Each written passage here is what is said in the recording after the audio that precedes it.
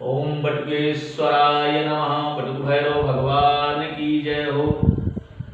आज दर्शकों, हम आपके लिए एक रिसर्च किया है जो सैकड़ों जनपत्रियों पे कि दशम से दशम भाव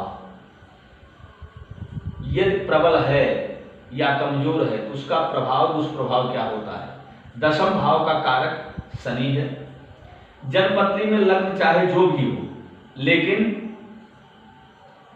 गणना काल पुरुष से की जाती है। काल पुरुष का मतलब क्या हुआ कि जिस लग्न में जन्म हुआ है, जैसे मान लीजिए काल पुरुष जनपत्रि से कैसे करें, मेष से शुरू होकर दशम स्थान में मकर राशि होती है। मकर का स्वामी है शनि। अब कर्म क्षेत्र का मालिक शनि ही हुआ। अब दशम से ही गणना की जानी चाहिए। शनि प्राकृत ढंग से कर्म क्षेत्र से जुड़ा हुआ है। शनि जिस राशि में स्थित है उसी को समझना चाहिए। शनि यदि मेष अथवा वृश्चिक राशि में हो तो यह अग्नि तत्व की राशि बनती है, और जब यह अग्नि तत्व की राशि बनती है तो अब कर्म क्षेत्र हुआ इलेक्ट्रिकल इंजीनियर, इलेक्ट्रॉनिक इंजीनियर आज जैसे क्षेत्रों का चयन करने से भरपूर सफलता मिलती है। यदि बुध की राशि में शनि आएगा तो उस व्यक्ति को अकाउंटेंट, बैंक मैनेजर आज फाइनेंशियल कार्यों में आगे बढ़ाएगा, ख्याति दिलाएगा। दशम भाव आकाश की तुलना दी गई है। यदि दशम भाव माने मकर राशि में काल पुरुष की जगह यदि कोई भी ग्रह आ जाएगा तो उसकी कारक व्यवस्था से ही कार्यों को सिद्धि करेगा। यदि शुभ ग्रह है तो शुभ, और अशुभ ग्रह है तो अशुभ होगा। अशुभ फल देना उसका कार्य है। अशुभ फल अगर पाप ग्रहों से युक्त हो जाएगा तब। गुरु, बुध, शुक्र, चंद्रमा शुभदायी है। राहु, केतु, मंगल अशुभ फलदायी है।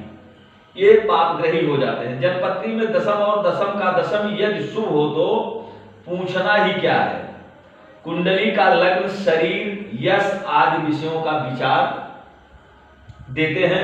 उसी प्रकार ये देशकाण, होरा, देशकाण और होरा में यदि चंद्रमा मधुर है, मधुर में यदि शुभ ग्रह है तो मंगल शनि भी है तो भी जीव का बहुत सुंदर तरीके से जीवन बीतेगा। दूसरा सूर्य का होरा, सूर्य है तो ये कठोर है, कटु है। यदि उसमें राहु, केतु, चंद्रमा आदि ग्रह हैं तो भी जीवन संघर्षमय होगा। चौथा स्थान है भूमि, मकान, सुख अब और मातृभाव भी है। अब दशम से खष्टम भाव कुंडली से चौथा होता है। यदि ऐसा है, पाप ग्रह हैं तो प्रॉपर्टी में झंझट पैदा करता है। जब भी आप कोई प्रॉपर्टी खरीदेंगे तो उसमें कोई न कोई झंझट आएगी। और चौथे से आठवां भाव 11वां भाव होता है।